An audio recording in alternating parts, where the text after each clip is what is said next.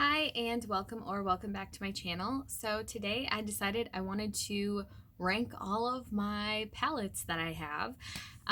So this isn't all of them that I do own. Some of them I do have in a bin to see if friends or family want them because I just don't use them. And chances are a couple of these are gonna end up in that bin too. But don't forget to like and subscribe if you like it. Let's jump right in. Okay, so I actually wrote down all of them in order. I ranked them yesterday while I was just kind of sitting around doing nothing. So my favorite palette right now is the Tropical Twilight palette from Makeup Revolution, and Tammy Clark, another YouTuber, is the one who created this palette. I think this palette is just absolutely stunning. It not only has a very large mirror in it, but it's got so many neutrals and so many fun colors that you can just do so much with this palette. And the putty shimmers in here are so superb. I think they're just phenomenal. All the colors are very, very pigmented, and I think it is just absolutely gorgeous. Next up, I have the ColourPop Give It To Me Straight palette, and just because this is a palette that I gravitate to all the time, I think it's stunning because it has some of these deeper colors in here, but also these lighter ones. I just think it's a very wearable everyday palette, and I do gravitate towards it a lot. Then another one is the ColourPop Double Entendre palette, and same reason, this palette is just super wearable, everyday neutrals. I can do a little fun burgundy in it if I want to, but this palette's just, again, a super wearable everyday palette. Then I have the ColourPop She's Got Solstice palette, which is actually what I am wearing today, and I like it because I can turn an everyday look into something a little bit more exciting, especially with this green shimmer down here. It's just an absolutely stunning, perfect green shimmer for my green eyes. It really makes them pop, but also all of these colors go really good with my skin tone and my eye color, so that's why I do use this palette a lot as well. Then we have the Trendy in Tokyo palette from BH Cosmetics, and this palette also comes with a very nice mirror as well, and then it's just so stunning because I have all of these beautiful rainbow colors. I can get really creative with it, but I just really like the layout of this palette and how I can really get creative with it. Also, this deep purple down here is my favorite shade of purple. Then we have the ColourPop Baby Got Peach palette, and this one also has a mirror. I still have the foam in it, but this is honestly my favorite summer palette and spring, just because I do wear a lot of peach colored clothing. I think it shows up really well on my skin tone. I don't need to use a white base underneath it to get these colors to show up. They're very pigmented. I just really enjoy this palette. I used to have the Too Faced peach palette that smelled like peaches, and I loved that palette, but it just didn't work anymore, and I don't really own any Too Faced products anymore just because there are better things out there. So this was a very good replacement for that palette because I did wear that palette a lot. Next up, we have the Makeup Revolution X Roxy Highlight and Contour Palette. As you can see, I do use this palette a lot. It's just very versatile because it has so many different shades. All of these are different highlight shades that I can use on different skin tones. And then we have the bronzers here. I actually use this deepest shade to powder set my brow pomade, which is why it is the most used one. But I have almost hit pan on over half of these that are in here. It's also a really good travel palette. If I just need a quick slap on something, I'll actually use these as eyeshadows and to complete my face. If I need to do touch-ups, I just use this, the lightest bronzer color up here to do quick little touch-ups on my nose or under my eyes because I do get water eyes. But it's a great palette to travel with. It's just really convenient, and I do get a lot of use out of it. Then we have the Makeup Revolution Reloaded Velvet Rose palette. This is an ABH dupe for one of their, it's the same shape as this one, one of those palettes. I can't remember if it's Soft Glam or Modern Renaissance that this is a dupe for, but these colors are just absolutely stunning. They blend in together. It's the perfect fall palette. Blech. It's the perfect fall palette, and I do get a lot of use out of this palette as well. I haven't had this palette nearly as long as I've had some of the other palettes in my collection, but it is just a really, really good fall palette. I think for fall and winter, it's great. Next up, we have another fall palette that I love. It is the ColourPop California Love palette, which I think was totally worth the hype that it got. I think this is absolutely stunning. It's a great palette for those deep fall colors. There's also a couple in here that are great for like October, because we have like this orange and this like burnt orange, and I just really think that this is another great palette that I just absolutely love using. Then we have the Makeup Revolution X Tammy. Can you tell that I like Makeup Revolution collabs with influencers? No, Tammy Clark is one of my favorite YouTubers to watch, if not my favorite YouTuber to watch. She's great. But this also has a full-size mirror, so the whole entire top is a mirror, and it has all of these very vibrant rainbow colors. I think that this is just a very stunning palette. Everything works together, and the way that she set it up was that it was in color theory. So, you know, like this blends into this blends into this, and so on and so forth. Just so that if you do want to experiment with color, it was a very easy palette to do. This was my first rainbow palette I have ever owned, and I can say that it is very easy to get a good cohesive look out of this, especially with the way that she set up the palette. So a lot of thought went into that. Next, we have the Reloaded Neutrals 2 from Makeup Revolution. So this is another ABH dupe, either the Soft Glam or the Modern Renaissance. And because I did have those palettes before, but they just didn't stop performing well. And I didn't want to spend a bunch of money on a palette because I have so many. So I do love my drugstore dupes. But this palette is another good one.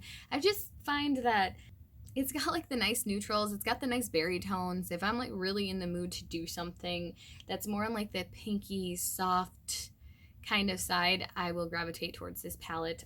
Also the shimmer, stunning to die for. I love it. Next up, we have the ColourPop Frozen 2 Anna collection. Not collection, just the palette. So this also has a tiny little mirror in it. It's one of those smaller 9pan palettes. This is a great winter palette, and I can honestly say that I have used it a lot in the winter time. And now that we are in fall, can't wait to bust this bad boy out again and start using it.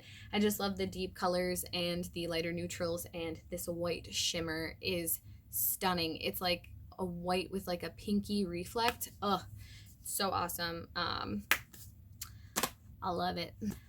Oh my goodness. Surprise, another ColourPop palette. So this is the ColourPop Whatever palette.